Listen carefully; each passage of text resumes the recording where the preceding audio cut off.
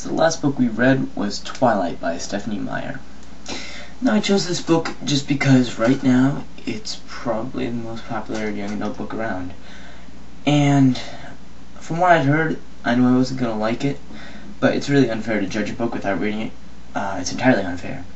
Just because you have absolutely no taste of it, how could you possibly know what it's like other than from what people have said? And that alone is a very biased way to judge a book. If you're judging it from other people's opinions, why not just read it yourself and see what it's really like? So that's what I decided to do. Now, I didn't expect much from Twilight, and I'd say it surpassed my expectations, but that doesn't mean it was good. Twilight is good if you think of it as a play, and if you are a 12, 13-year-old girl, in my opinion. It was just written for such a narrow group that, I don't know, it just didn't appeal to me, and I'm sure it doesn't appeal to a lot of other people out there. I know a lot of people who thoroughly despise it. I know a lot of people who obsess over it despite reading, a good 50, 60 books a year. And you'd think with that much out there they would open their eyes a little bit, but I don't know, I guess that was just their taste. So, yes, it's a vampire book, and boy do I usually hate vampire books. Take Bloodline, for example. Bloodline, I don't remember who it's by, but it sucked. So, just to put it bluntly. Twilight, on the other hand, was much better as a vampire book because it didn't, really obsess over this whole vampire concept.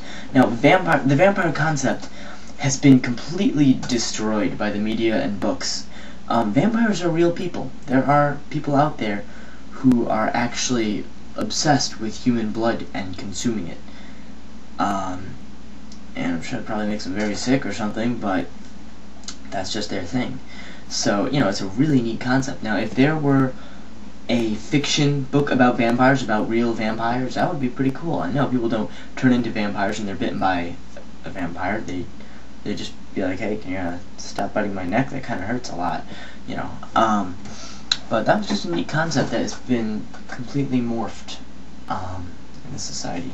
So, in Twilight, Stephanie Meyer basically took her own spin on the vampire thing. Sure, it's very hard for vampires to control themselves. They're all ethical and everything. They don't want to kill people, although every once in a while their desires get to the better of them and they bite someone's neck and kill them. But they don't have sharp teeth. They didn't even mention sharp teeth. Even when Bella discovered Edward was a vampire, she's like, do you have pointy teeth? No, he's got normal teeth. They have pale skin, and they can't go out in the sunlight in public only because they sort of turn into shimmery diamond stuff. Which is alright, interesting. At least they don't melt, and that would have been a whole lot dumber. They don't sleep in coffins. In fact, they don't sleep. They don't have a phobia of garlic or weakness to crosses or anything like that. So she just basically only took the element of they suck blood and turn other people into vampires and put that in her story. For the most part, it was a romance novel, but surprisingly enough, I found there to be a surprising lack of emotion, which is weird in a romance novel. I mean, Bella would just be oh my god, Edward's so dreamy, yada yada yada. Okay, what about his personality? What about how you feel toward him? Do you feel like you want to spend the rest of your life with him? Go on a rant about that? I mean, I'm sure she said that once or twice in the book, but there was a lack of emotion, which was just absurd. I mean, it's a romance novel. It's supposed to be oozing with emotion, but that was not the case. And then another thing, the thing that drove me absolutely insane. This seems to be an ongoing trend with young adult novels nowadays. There were no descriptions of anything but Edward. It's Edward was gleaming and shiny and covered in diamonds, or Edward was extremely attractive. It was just okay, what does Bella look like? Alright, I know she's got pale skin and she has red hair when it's sunny. And it's alright, there we go, there's Bella. So, my only option was to picture her as extremely ordinary. And then Edward was the only other character I really had an image of, probably just because I just took the guy from the movie. I was alright, you're Edward, go.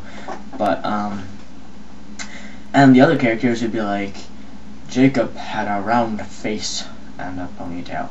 And it's alright, okay, I sort of have an image. It's very vague and sketchy, but, it's just so strange that a book can go without descriptions and yet be so long. It was a long book, and for its length, it was moderately uneventful. I mean, sure, there were plenty of plot twists, but it was like, you know, it could go a good, like, 50 pages without anything terribly exciting happening. It's because the book was a play. When you look at it as a play, you can truly appreciate it, because the dialogue was fantastic. You can't really deny that. I mean, okay, there were, like, 2 or 3 cheesy lines at most. But other than that, the dialogue was great, it was believable, it was real. You know, it's like I felt like I was actually listening on someone's conversation, as creepy as that might sound, not the eavesdropper. But, it's just, personally, I need descriptions. And, you know, people can argue, oh, the author is just letting you have your own take on the appearance of the characters and the story and the way things looked. No, I think the author was just being lazy. You know, it's like Bella walked into the house. Okay, could you at least tell me what color said house was? Was it white? Was it red? Was it mahogany? I don't know. There were so little petty details like that, but I mean, to me, the first thing I look for in books is plot, and it did have a good plot. But then the second thing is descriptions and writing style, both of which it lacked. The writing style was very, very basic. There were no words I didn't know. You know, I like books where I don't know the words. I have to whip out a dictionary and look them up. But that was not the case with this one. It was just extremely basic. And also, the main character, Bella, was 17, I believe, going on 18. And so, normally when a character is that age, you know, subtract 2 years and that's the audience it's targeted toward. Well, not so in this book, because, you know, and someone in, like, you know, 4th grade could read this book and they'd be fine. You know, nothing would be over their heads. It was a children's book. You know, you can hardly call it young adult just because romance. There have been some romance children's books, I think, you know, a couple. They don't get very in depth, but neither did this one. So there you go. I mean, like, I think the worst thing they said in the whole book was damn. They didn't even say God. They never said, like, oh my God or anything like that once in the whole book. And then, according to my friends, the 4th book has some extremely sexual scenes, and it's like, alright, this is the same series, right? How does that work? So, if you took Twilight and you made it less gender specific, and you gave it a good writing style, and you gave it at least, like, 70 descriptions, it would be a great book. I mean, it was like, it draws you in.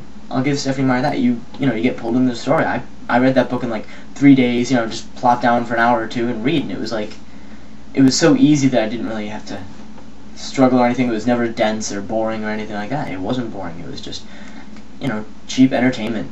It's like a cartoon, but it just lacked depth and detail. And, well, you pretty much get my point. It was better than I expected it to be, but it was nothing special. There was nothing special about Twilight. That's the frustrating thing. I can imagine how crazy some authors must be going right now, because a book like Twilight can go out there and sell millions and millions of copies. Meanwhile, other fantastic books like The Hungry City Chronicles go out there and they just fail. And it's like, how can such a good book fail so miserably while another one excels? It just... I don't know. I guess I just don't trust other people's tastes. I generally despise popular books. Harry Potter's good, but it's not my favorite. You know, it's just like, alright, decent books. You know, Twilight, it's tolerable. But my favorite books are extremely unheard of, the only exception being like 1984. But, alright, I'm gonna cut myself short there. So, the next book we're going to read is The Difference Engine, and I really don't know what this is about. I know it has to do with some revolutionary engine, but the reason I chose this book is because it's steampunk, which I may have mentioned before is the coolest genre ever, and it's proclaimed to be the best steampunk book ever. Steampunk is a genre where, you know, it's like late 1800s, and everything runs off steam power, everything's mechanical, and it's all possible. You know, it didn't happen because it's alternate history, but it could have been done. You know, we could do it today if we wanted to. Basically, it's just big machines, big explosions, and usually some pretty cool plots. So, we'll see how this book goes. It's like, alright, it's like 400 pages, and hopefully you guys will have that done in 2 weeks, because that's what my next video will be. So, thanks for watching.